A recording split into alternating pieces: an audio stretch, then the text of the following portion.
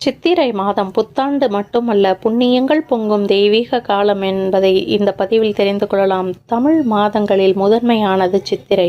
இந்த மாதம் வெறும் புத்தாண்டின் தொடக்கம் மட்டுமல்ல, அது ஒரு ஆன்மீக வெடிப்பு, அது ஒரு புண்ணிய வாய்ப்பு.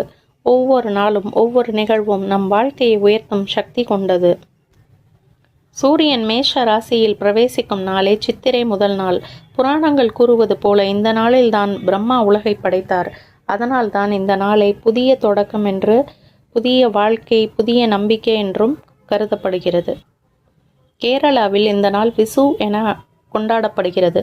முன்தினம் இரவில் பழங்கள், காய்கறிகள், கண்ணாடி, புத்தாடை, தேங்காய், பூ, பழம் இவற்றை அலங்கரித்து வைத்து அடுத்த நாள் காலை எழுந்தவுடன் முதலில் இதையே பார்க்கிறார்கள். இதை விசு கனி என்கிறார்கள். இதனால் வருடம் முழுவதும் செழிப்பு நிலைக்கும் என்று நம்பப்படுகிறது. சித்திரை மாத சுக்லபட்ச வெள்ளிக்கிழமைகளில் பார்வதி தேவியை விரதமிருந்து வழிபட்டால் குடும்பத்தில் மகிழ்ச்சி பெருகும் என்பது நம்பிக்கை.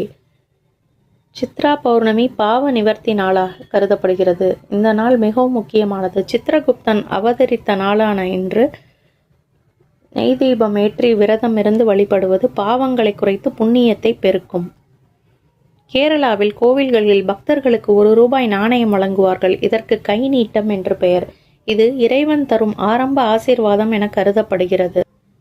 மதுரை சித்திரை திருவிழா தெய்வீக கல்யாணம் மதுரையில் நடைபெறுவதும் இந்த நாள்கள் சித்திரை மாதத்திலேயே. மீனாட்சி அம்மன் சுந்தரேஸ்வரர் திருக்கல்யாணம் உலக புகழ் பெற்றது. இதை தரிசித்தால் பாவங்கள் விலகும், களத்திர தோஷம் நீங்கும் என்று நம்பிக்கை.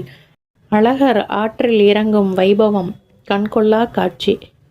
இதை காண லட்சக்கணக்கான பக்தர்கள் திரளுவர்.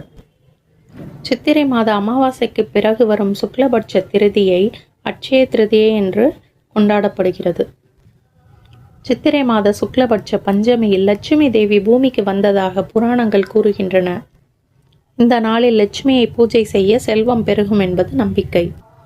ஸ்ரீரங்கத்தில் சித்திரை மாதத்தில் கஜேந்திர மோட்ச விழா நடைபெறும். பக்தர்களுக்கு இது மிக புண்ணியமான தரிசனம். இவ்வளவு சிறப்புகள் நிறைந்த சித்திரை மாதத்தை இனிதாக தொடங்குவோமாக. அனைவருக்கும் இனிய தமிழ் புத்தாண்டு வாழ்த்துக்கள்.